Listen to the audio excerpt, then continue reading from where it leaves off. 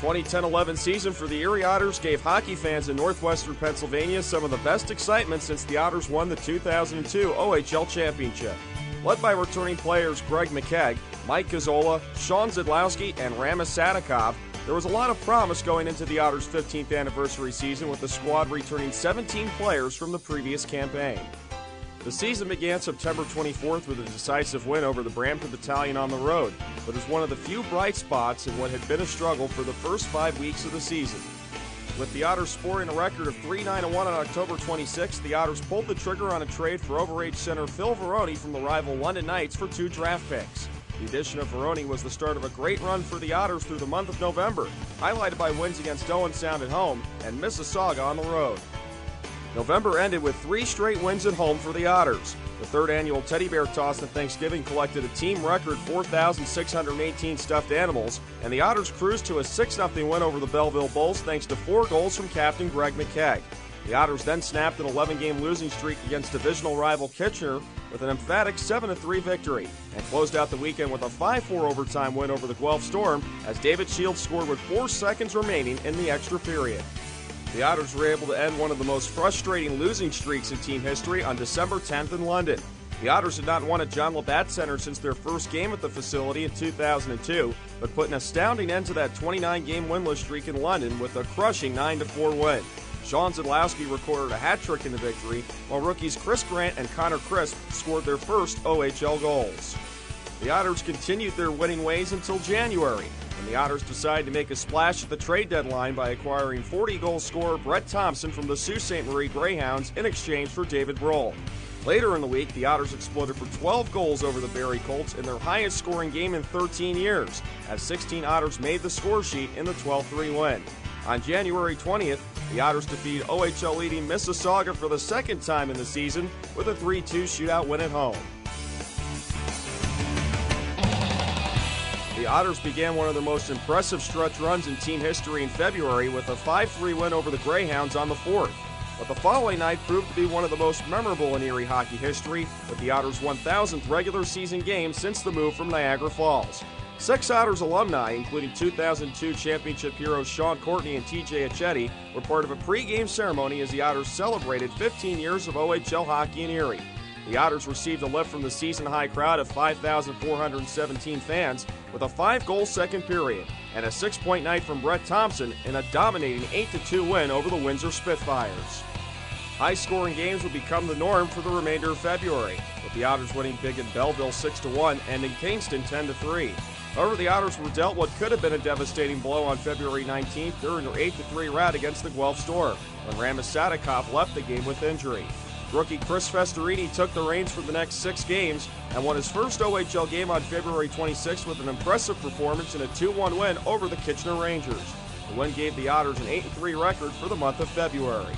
That win also jump-started the Otters' longest winning streak in 8 years, as the Otters rolled into the postseason with an 8-game winning streak. Highlights of the winning streak included an 8-2 win over Sarnia in front of 4,651 fans who saw Mike Gazzola score his second career hat trick, a 5-4 shootout win over the Kitchener Rangers on Fan Appreciation Night, which included an Andrew Yogan hat trick, and a 4-2 win in Saginaw as Phil Varone scored late in regulation to end the regular season on a high note. The Otters narrowly missed having home ice advantage for the first round of the 2011 OHL playoffs, and for the second season in a row, their opponents were the defending champion Windsor Spitfires. Unlike the previous season, which saw the Spitfires sweep the Otters out of the playoffs, the two teams were the most evenly matched throughout the first round of the OHL playoffs, setting up a classic battle. Game 1 in Windsor was a showdown between goaltenders Ramis Sadikov and Jack Campbell, a gold medalist with the United States junior team. The Otters jumped up to a 2-0 lead early in the second period thanks to goals by Phil Varone and Anthony Luciani. Stephen Johnston countered quickly on the power play for Windsor, but that was all the Spitfires could muster against a superb Ramis Sadikov and a stifling Otters penalty kill, which was 10 for 11 in Game 1, and the key to a 2-1 victory in Game 1 of the Western Conference quarterfinals. Game 2 in Erie would appear to be a shootout from the start, as both teams each scored a pair in the first period for a 2-2 game after 20 minutes of play. Jeff Brown would give the Spitfires a lead after the expiration of the Spitfires' power play early in the second period, and Windsor would take a 3-2 lead going into the third. Sean Zadlowski tied the game for the Otters just over 6 minutes into the third, which would force overtime.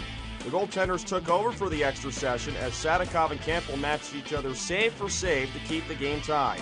A second overtime was needed, and despite a good effort from the Otters, Brown's second goal of the game at 11:09 of the second overtime ended the longest game in Otters history and tied the series at 1 game apiece. Game 3 would be a drastic change from the first 2 games of the series as the Spitfires pulled away with 3 goals in 62 seconds early in the third period to take a 6-2 win and a 2-1 series lead back to Erie for Game 4. The Spitfires took a quick 2-goal lead 4 minutes into the game and would never relinquish the lead. Although Erie would have an answer on 4 separate occasions, so would Windsor. The teams traded goals throughout Game 4, which Windsor won 7-4 to take a 3-1 series lead back home with a chance to advance to the second round. Undaunted by the challenge of being down by 2 games in the series, the Otters went back to basics in Game 5. Anthony Luciani would steal the show for the Otters as they jumped out to a 5-2 lead in the third period on the strength of his first career playoff hat trick. The Spitfires would not go down without a fight as they were able to tie the game with 3 unanswered goals to force overtime for the second time in the series. With the season on the line for the Otters, Luciani punctuated the game with a steal from one of the top players in the league and forced a Game 6 in Erie. Bryan wins it back to Ellis. Stolen by Luciani front. Backhander score! Anthony Luciani! His 4th goal of the game! And we'll see you Sunday afternoon in Erie! Luciani's 4th goal of the game was the first by an Otter in the playoffs since Brad Boyes in 2002 and set up another do-or-die situation in Game 6. Tulio Arena was rocking with just over 4,000 fans for Game 6 as the Otters looked to tie the series and force Game 7 in Windsor. It appeared that the Spitfires would have the edge as they jumped out to a 3-0 lead in the first period. But the never-say-die Otters would fight back as Anthony Luciani and Brett Cook each scored 26 seconds apart early in the second period to trim the Windsor lead to 1. Stephen Johnston quickly answered for the Spitfires to boost their lead back to 2 goals, but the Otters would not be let down. Luciani scored with 1 minute and 7 seconds left in the second period in what proved to be a key goal. Phil Baroni then tied the game at 4 in the power play in the third period. What then followed was a gaffe by Jack Campbell after Derek Holden's shot from the circle bounced off the right arm of the goaltender to give the Otters a 5-4 lead midway through the third. The Spitfires were able to tie the game late on Adrian Robertson's goal to force overtime for the 3rd time in the series. The Otters controlled play through the overtime period, which ended on a long-awaited first career playoff goal for one of the top snipers in the league. Now over to Thompson in the front left wing of the Windsor end. Thompson in the slot. Thompson fires a shot. Score! Brett Thompson! Brett Thompson has won it! 8:51 of the first overtime! We're going back across the Ambassador Bridge. Tuesday night in Windsor, Game 7. Brett Thompson waited until 8:51 of the first overtime to score his first career playoff goal, setting off a huge celebration at Tulio Arena and the first home overtime playoff goal since Sean Courtney won the 2002 OHL championship for the Otters. Even more importantly, the goal forced a deciding Game 7 back at the WFCU Center.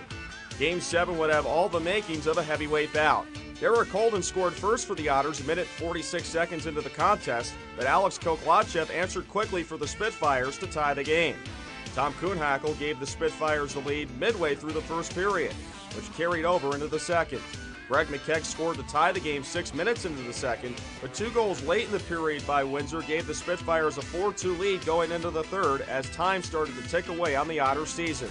The Otters continued not to give up, as McKegg scored 65 seconds into the third to pull Erie within 1. And despite a barrage from the Spitfires, were able to tie the game thanks to Tyler Hostetter's blast with 11:37 remaining in regulation. It would appear that another overtime would be necessary to decide the series, but tragedy struck with less than 3 minutes remaining, as Kuhnhackl scored to give the Spitfires a 5-4 lead. The Otters would not have that last comeback in them, and despite a great effort throughout the series, they would fall on the road 4-3. The Otters enjoyed their first 41 season since 2002, and many Otters had great success in the 2010-11 season. Captain Greg McKegg improved upon his breakout season with a team-leading 92 points and signed a contract with the Toronto Maple Leafs following the season. Overagers Anthony Luciani and Sean Zadlowski also had career years in their overage campaigns, and were rewarded with contracts from the Florida Panthers and Buffalo Sabres, respectively. Acquisitions Phil Baroni and Brett Thompson provided veteran leadership and consistent offense for a team that has one of the most explosive attacks in the OHL. David Shields continued to be a steady presence on the blue line as he was acknowledged by OHL coaches as the top defensive defenseman in the Western Conference, and he signed with the St. Louis Blues after the end of the regular season. Defenseman Tyler Hostetter and center Mike Gazzola also had impressive seasons, despite missing significant portions due to injury. Defenseman Brett Cook continued his improvement as one of the most underrated blue liners in the OHL with his hard-nosed physical play. His defensive partner, rookie Adam Pelech, came out as the most promising defenseman for the Otters since Carlo Koliakovo was in the blue and yellow a decade ago. Forwards Luke Cairns and Connor Crisp also displayed flashes of their talent during their rookie seasons as they represent a promising future for the Otters. Mac McDonnell stepped in as a free agent and gave the Otters a hard-working defensive forward that proved to be a hidden gem from the Otters scouting staff.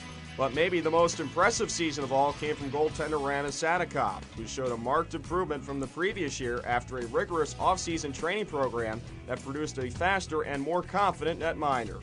Sadikov shattered the team record with 36 wins in the regular season and finished in the top 5 of most league goaltending categories. The fan favorite dazzled fans with his unorthodox goaltending style, matched by his jubilant celebrations following Otters wins at home. While the Otters didn't make the deep playoff run that many had hoped for, the 15th anniversary season proved to be very successful. Fans were treated to an exciting year that saw the Otters with 6 players averaging more than a point per game and one of the best home records in team history. A bright future from the draft class of 2010 bodes well for a team that hopes to make some noise once again in the Ontario Hockey League in the 2011-12 season.